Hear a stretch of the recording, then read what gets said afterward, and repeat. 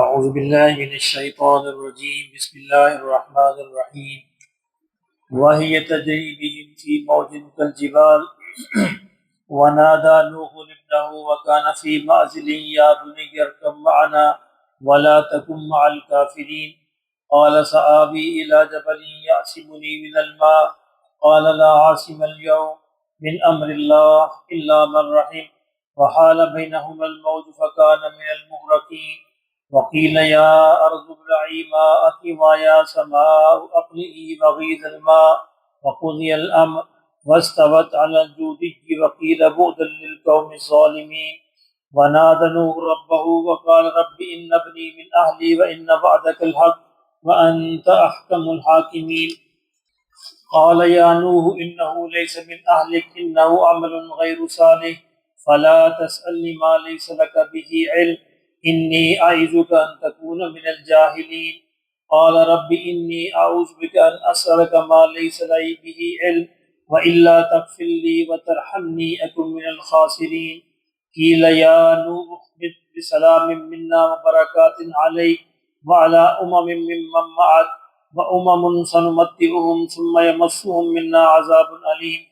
تلک من انباء الغیب نوحیها الیک ما كنت تعلمها انت ولا قومك من قبل هذا فاصبر ان العاقبۃ للمتقین صدق اللہ العظیم۔ پچھلے درس میں ہم نے دیکھا کہ نوح علیہ السلام کو اللہ نے حکم دیا کہ کشتی بنا لو اور اپنے ماننے والوں کو اور اپنے اہل و عیال کو اس میں سوار کر لو، اس طرح وہ بچ جائیں گے کیونکہ باقی سب کے لیے عذاب کا فیصلہ ہو چکا ہے۔ اب اسی عذاب کی اللہ رب العزت تفصیل بیان فرما رہے ہیں۔ فرمایا کہ وَهِيَ تَجْرِي بِهِمْ، کہ یہ کشتی ان سب کو لے کے چلی، جتنے مومنین تھے اور نوح علیہ السلام ان کے اہل و عیال تھے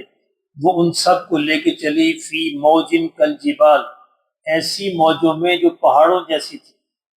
یعنی پہاڑوں جیسی بلند موجیں پانی کی وہ چل رہی تھی۔ اندازہ فرمائے کتنا پانی ہوگا زمین پر،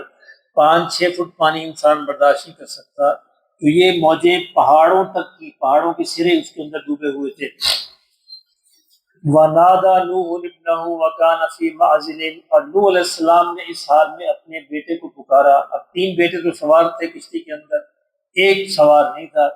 اچھا، اس بیٹے کا عجیب حال یہ تھا کہ یہ منافقت کا اس کا انداز تھا، کبھی نوح علیہ السلام سے بات کرتا کہ نہیں میں آپ کے ساتھ ہوں، اور کافروں سے بات کرتا میں تمہارے ساتھ ہوں، اور آخری وقت پر پھر یہ کافروں کے ساتھ کھڑا ہو گیا۔ نوح علیہ السلام یہی سمجھتے رہے کہ شاید یہ مجھ سے کہتا رہا ہے منافقت میں۔ نوح علیہ السلام نے اس سے کہا اے میرے بیٹے، اپنے بیٹے کو پکارا۔ وَكَانَ فِي مَعْزِلٍ، اور وہ ایک کنارے پر تھا، یعنی پانی جہاں پر تھا، جہاں پہ چڑھ رہا تھا اس کنارے پر تھا۔ یا بنی ارکب معنا، اے میرے بیٹے تو بھی میرے ساتھ کشتی میں سوار ہو جا۔ وَلَا تَكُن مَعَ الْكَافِرِينَ، اور تم کافروں کے ساتھ مت رہ، ورنہ تیرا انجام بھی وہی ہوگا۔ وہ کیا کہتا ہے؟ قال سآوی الی جبل، میں پناہ لے لوں گا پہاڑ کو۔ جب عقل ماری جائے تو پھر انسان اس طرح کی باتیں کرتا ہے۔ اس نے کہا کہ میں اس پہاڑ کی پناہ لے لوں گا، یعصمنی من الماء، یہ مجھے پانی سے بچا لے گا۔ اللہ اکبر۔ نوح علیہ السلام نے نوح علیہ السلام نے کہا لا عاصم اليوم، آج تمہیں کوئی نہیں بچا سکتا، من امر اللہ، اللہ کے حکم سے، اللہ کے حکم سے آج تمہیں کوئی نہیں بچا سکتا، الا من رحیم، ہاں وہی بچے گا جس پر اللہ رحم کرے۔ اگر اللہ کی رحمت میں آنا چاہتے ہو تو پھر اس کشتی کے اندر آ جاؤ، پھر اللہ کی رحمت میں آ جاؤ گے، ایمان کو قبول کر لو، ورنہ تمہیں اللہ کے حکم سے کوئی بھی نہیں بچا سکتا۔ وَحَالَ بَيْنَهُمَا الْمَوْجُ، اللہ نے فرمایا کہ پھر ان دونوں کے درمیان موج جو ہے وہ حائل ہو گئی، اور اس کو فَكَانَ مِنَ الْمُغْرَقِينَ، اور وہ ڈوبنے والوں میں سے ہو گیا، غرق ہو گیا۔ ذرا اندازہ فرمائیں کہ باپ کے سامنے بیٹے کا یہ حشر ہو رہا ہو تو باپ کے دل کا کیا حال ہے، اور اس حال کے اندر کہ باپ اس کو بچا بھی سکتا ہے، باپ کے پاس اسباب بھی ہیں، سامان بھی ہے، دعوت بھی دے رہا ہے، اور بیٹے کی بدبختی کا یہ عالم ہے کہ وہ اس سب کے باوجود نہیں مان رہا، اور وہ پھر اللہ نے کہا کہ اب تیرا اس سے کوئی رشتہ نہیں ہے، اب یہ غرق ہونے والوں میں سے ہو گیا، تو یہ اصل رشتہ ایمان کا رشتہ ہے۔ اندازہ یہ ہو رہا ہے قرآن مجید آیات سے، اس سب میں سے آخر میں ڈوبنے والا نوح علیہ السلام کا بیٹا تھا، اور نوح علیہ السلام آخری وقت تک اس کا انتظار کرتے رہے کہ شاید بچ جائے، شاید بچ جائے، شاید ایمان لے آئے، لیکن وہ اس کی قسمت میں ایمان نہیں تھا، کیونکہ یہ جب فکان من المغرقین وہ مغرق کرنے والوں سے ہو گیا، ساتھ ہی اللہ کہتے ہیں وقیل یا ارض ابلعی، کہ ہم نے پھر فوراً حکم دیا زمین کو، اے زمین ابلعی ماءک، اپنے پانی کو نگل جا واپس۔ زمین سے پانی نکلا تھا نا، ہم اس کو واپس نکل رہے ہیں، واپس اس کو لے لے، کیا مسئلہ ہے؟ وَيَا سَمَاءُ اقْلِي، اور اے آسمان تو تھم جا، رک جا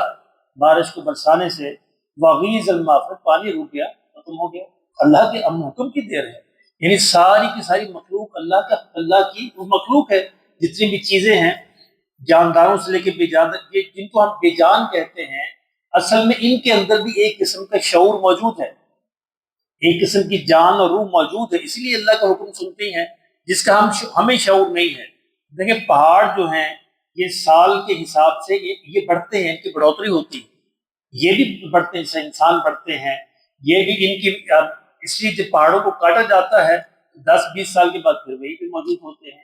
تو یہ اس سے ثبوت ہے کہ یہ ان کے اندر بھی ایک قسم کا شعور موجود ہے، اور یہ اللہ کے حکم کو مانتے ہیں۔ اسی لیے اللہ نے فرمایا یہ سب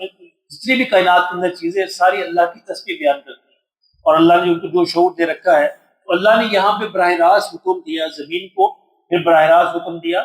آسمان کو، اور پھر پانی کو حکم دیا کہ رک جا، وغیض الماء، پانی جو ہے ختم ہوا، وقضی الامر، فرمایا ہمارا امر جو ہے حکم جو ہے پورا ہو گیا، ہم جو چاہتے تھے، ہم جو کرنا چاہ رہے تھے وہ پورا ہو گیا۔ واستوت علی الجودی، اور پھر نوح علیہ السلام کی کشتی جو ہے جودی پہاڑ پر جا کر رک گئی۔ جودی پہاڑ جو ہے عراق اور ترکی کے درمیان ایک علاقہ ہے، آرمینیا کی سرحد پر، یہ پہاڑ آج بھی موجود ہے، اس پر یہ کشتی جا کر رکی۔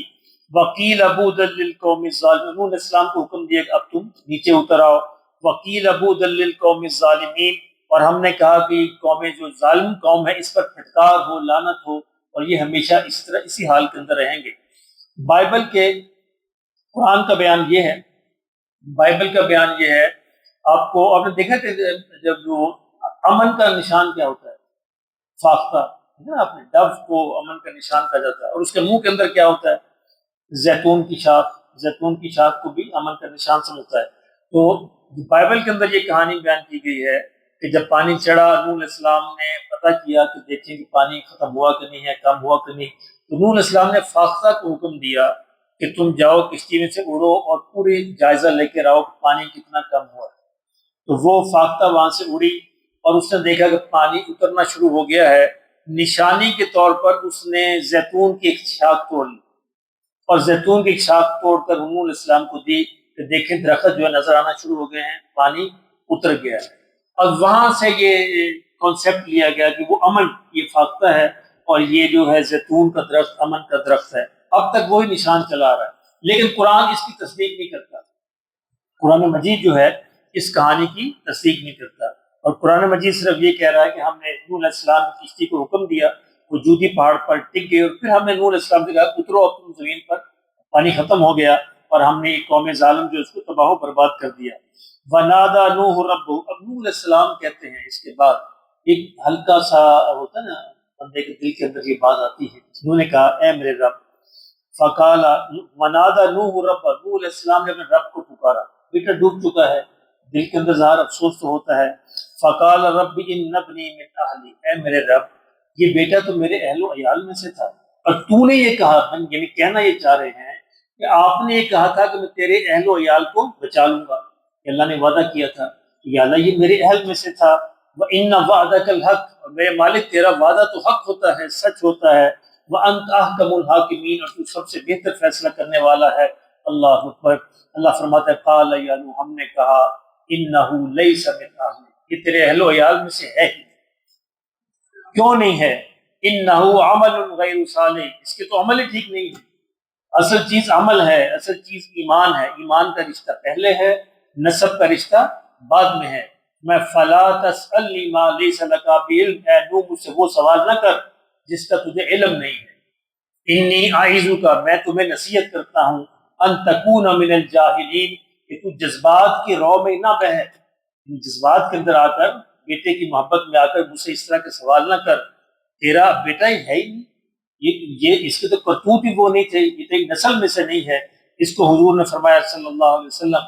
قیامت کے دن جس کے عمل نے اس کو پیچھے چھوڑ دیا، اس کا نسب اس کو آگے نہیں بڑھا سکتا۔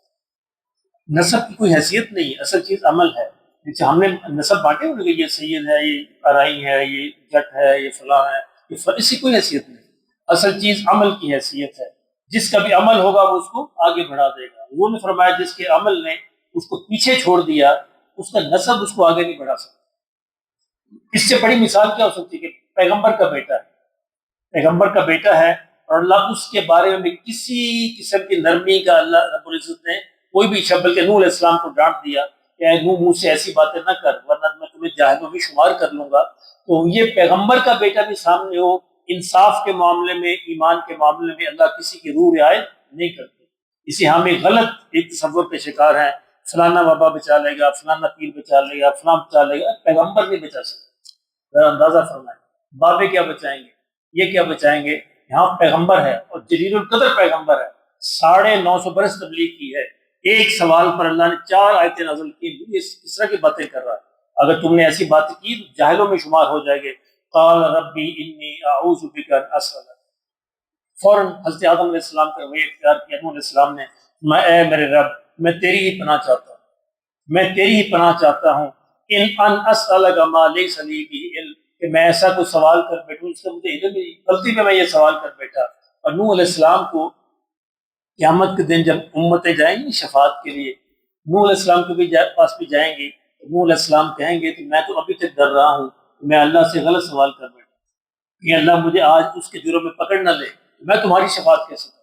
یعنی اس وقت تک ڈر رہے ہوں گے۔ تو اللہ سے کہا میرے رب انی اعوذ بک ان اسألک ما لیس لی بہ علم، یا اللہ میں آپ سے آپ ہی کی پناہ طلب کرتا ہوں، آپ ہی مجھے بچا سکتے ہیں کہ میں ایسا سوال کر بیٹھوں جس کا مجھے علم ہی نہیں ہے۔ وَإِلَّا تَغْفِرْ لِي، اور اگر آپ نے میری مغفرت نہ کی، وَتَرْحَمْنِي، اور آپ نے اگر مجھ پر رحم نہ کیا، أَكُن مِّنَ الْخَاسِرِينَ، میں نقصان اٹھانے والوں میں سے ہو جاؤں۔ وہی جو حضرت آدم نے کہا تھا ربنا ظلمنا انفسنا وان لم تغفر لنا وترحمنا لنكونن من الخاسرین، دوسرے الفاظ میں اسی بات کو بیان کیا۔ قیل یا نوح اهبط بسلام، پھر اللہ نے فرمایا کہ اے نوح تم سلامتی کے ساتھ اترو۔ اللہ کی محبت رحمت پھر واپس لوٹ آئی، کہا کہ نوح اب تم کشتی سے اترو، کیسے؟ سلامتی کے پاس۔ وہ کون سی سلامتی؟ منا، ہماری طرف سے تم پر سلامتی ہو، وبرکات علیک، تم پر ہماری طرف سے برکتیں ہوں، وعلی ممن معک، اور تمہارے ساتھ جو ایمان والے ہیں جو لوگ ہیں ان پر بھی سلامتی ہو، ان پر بھی برکتیں ہوں، تم سب اترو۔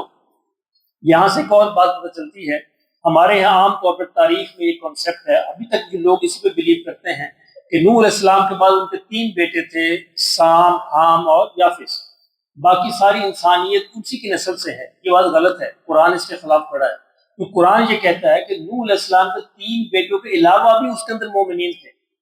اس کشتی کے اندر نوح علیہ السلام کے 3 بیٹوں کے علاوہ بھی مومنین موجود تھے۔ اس کا مطلب ہے کہ نوح کشتی کے بعد جو ہے وہ نسل ان سے بھی چلی ہوگی، نوح علیہ السلام کے بیٹوں سے بھی چلی، اور ان مومنین کی اولاد بھی تو آگے بڑھی ہوگی نا۔ اس لیے صرف 3 بندوں سے آگے نسل نہیں چلی ہے، بلکہ ان مومنین کی اولاد بھی آگے بڑھی ہے۔ تو اللہ نے فرمایا یہاں پہ ان کو امتیں قرار دیا کہ ان میں سے ایک ایک بندہ امت ہے، ایک ایک بندے کی امت بنے گی، فرمایا تم پر بھی برکتیں ہوں، تم پر بھی رحمتیں ہوں، اور یہ لوگ جو تمہارے ساتھ ہیں ان سے جو امتیں بنے گی ان پر بھی برکتیں ہوں، رحمتیں ہوں۔ اور فرمایا وَأُمَمٌ سَنُمَتِّعُهُمْ، ان میں سے فرمایا آگے چل کر یہ جو لوگ ہیں آگے چل کر ایسی امتیں پیدا ہوں گی ثُمَّ يَمَسُّهُم مِّنَّا عَذَابٌ أَلِيمٌ، جن کو ہم دردناک عذاب دیں گے۔ یہ کیا مطلب ان کافر پیدا ہو جائیں گے، یعنی شروع میں تو ایمان والے ان میں سے پیدا ہوں گے، ان پر ہماری رحمتیں برکتیں ہوں گی، لیکن انہی میں سے آگے چل کر پھر ایسی امتیں بھی پیدا ہو جائیں گی کہ جن کو ہم دردناک عذاب سکھائیں گے کیونکہ ہمارے راستے سے وہ ہٹ جائیں گے۔ تِلْکَ مِنْ أَنْبَاءِ الْغَیْبِ نُوحِیہا إِلَیک، فرمایا یہ غیب کی خبریں ہیں اے نبی صلی اللہ علیہ وسلم جو ہم آپ کو دیتے ہیں۔ ما كنت تعلمها، اس سے پہلے آپ کو اس سٹوری کا علم نہیں تھا، یعنی یہ عرب والے جس کو نہیں جانتے تھے اور نبی صلی اللہ علیہ وسلم کو بھی علم نہیں تھا۔ انت ولا قومک، نہ ہی آپ کو علم تھا، ولا قومک، نہ ہی آپ کو قوم کو علم تھا، من قبل ھذا، اس لمحے سے پہلے، اس سٹوری کا، تو آپ فصبر، تو آپ ان کی باتوں پر صبر کیجیے، جو جاہلوں والی باتیں کرتی ہیں آپ کی قوم۔ ان العاقبۃ للمتقین، یقیناً آخرت جو ہے وہ متقین کے لیے، اللہ سے ڈرنے والوں کے